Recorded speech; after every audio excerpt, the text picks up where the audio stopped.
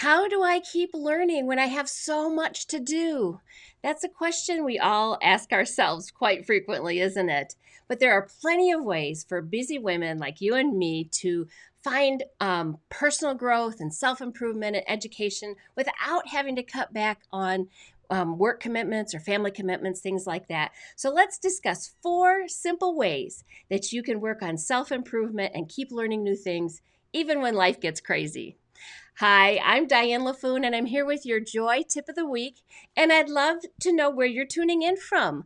Let me know. Also, is there something that you do, one of your favorite ways that you like to learn new things? Tell us all about it in the comments. I'd love to hear from you and find out how you like to learn new things. So it's really true that we never really stay in the same place in our lives. You're never really at a standstill. Honestly, you're either moving forward or you're moving backward when it comes to your self improvement. So that's the way it should be. You should continue to move forward each day for as long as you live. Be a lifelong learner. Keep learning and growing throughout your years.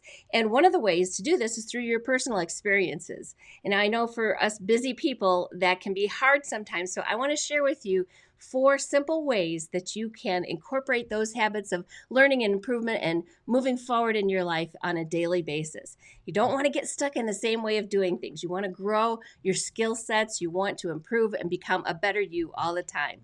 So, number one, embrace technology. I know it's kind of scary for some people, but right now we have so many things at our fingertips. Hello from Morocco. Hi, thanks for joining us.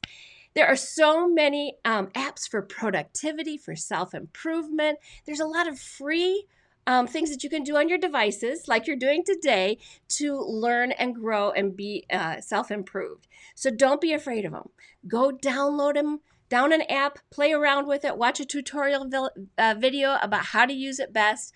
And if you don't know which app to go for or where to begin, ask around. Ask your friends. What are they using? What are some of the things that they do to use their devices for betterment, for improving themselves, for learning new things?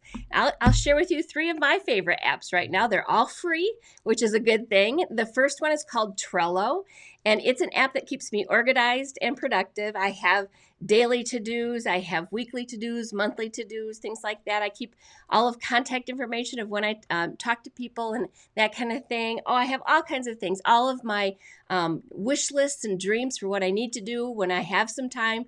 So Trello is a great app that I use. It's free. And it keeps me on track and productive in my days and in my weeks and in my months. So next is one that I just recently found a few months ago called Google Keep. Now, Google has all these different apps that you can use when you have Gmail. You have all these free apps that go along with it. Well, one of them is called Google Keep, Keep, and it's free. And it's a little Chrome extension if you use the Chrome web browser, or you can just add things to it through your phone or through your computer, anything that you're using.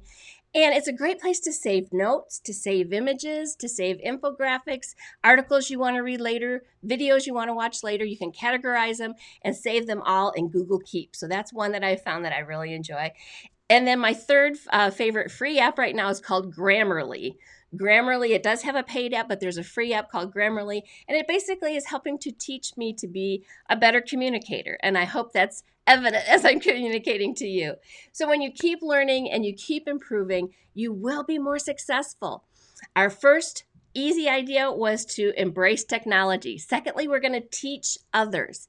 Teaching others is one of the best ways to keep your brain engaged and keep your mind sharp and focused. It's just a great idea to find a way to teach someone else. Whether you're teaching a Bible study at your church, maybe you want to teach a family member how to cook your favorite dish. Just teach something that you can learn in order to teach someone else, because when you teach someone a skill or subject that you've learned, it kind of solidifies that process for you and helps you organize your thoughts and focus on the fundamentals of what you've learned.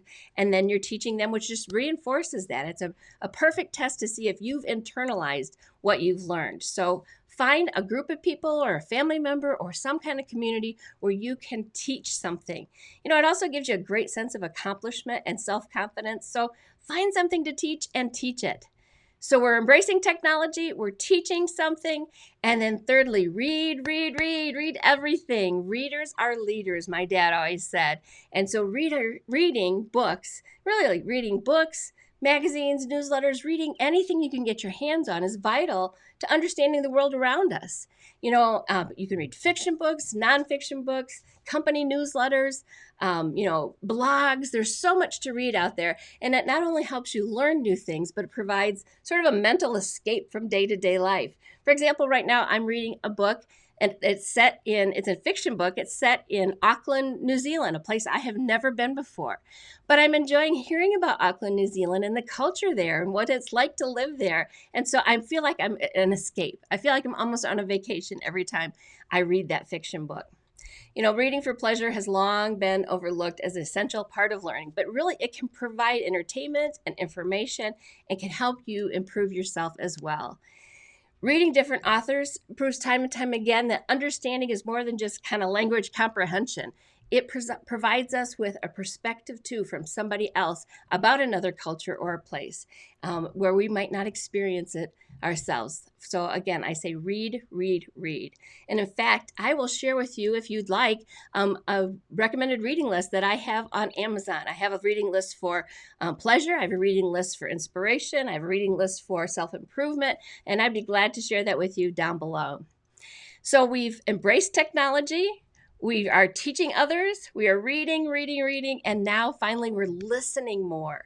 Listening to podcasts while I'm on my lunch break has become a really habit that I enjoy. I look forward to it every day of hearing a podcast from one or another person. And it's not just about keeping up with the latest trends and learning from other people.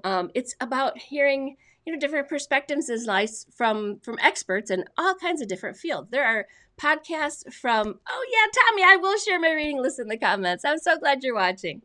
Yeah, the podcasts are just there's so many different kinds out there that you can listen to and, take time on your commute or while you're eating a meal or whatever. It's just something I have come to really enjoy. It keeps my mind engaged, keeps me feeling current with what's going around us today. And it's a great way to get inspired and learn from people who are innovative and experts in their fields.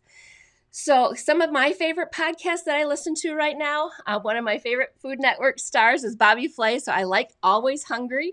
It's with him, Bobby Flay and Sophie Flay, his daughter, and the interaction between father and daughter is kind of fun to listen to. It's very authentic. Another podcast I love is called The YL Drop by Jacob Young. Jacob Young is the founder of Young Living's son. He's, I think, 21 years old, and the YL Drop stands for Young Living. So that's one that's all about essential oils, of course, because I'm an essential oil enthusiast. And then another podcast I enjoy is called Your Move by Andy Stanley. So you can find all kinds of them, search for them, ask for recommendations from your friends. And I got to tell you, if you think you're as intelligent as you're ever going to be, you're wrong. You're either moving forward or you're moving backward. You're never at a standstill. So it's so important to be a lifelong learner. And, when you're busy, it's hard to do, but you can find ways to incorporate it into everyday life. Find a few ways that work for you and stick with them until they become habits. Do what works best for your schedule, your personality type, or the way you learn best. You don't need expensive courses or fancy equipment. All you need is an open mind and curiosity. The more we keep learning, the more we keep growing, and the better our lives can become. Plus, you're going to be better equipped to choose joy, and that's what we're all about here, is choosing joy. So again, look for that list of recommended reading. I have I'll put it below here, and it will include books for inspiration, books for just general enjoyment, and then books for self-improvement as well. Now remember, let me know if you read any of them, because I'd love to hear what you think. I'd love your feedback and hear what you think as well. So thank you for joining me today and tuning in. And remember, joy isn't something that simply happens to us. We have to choose joy and keep choosing joy every single day. We'll see you next week.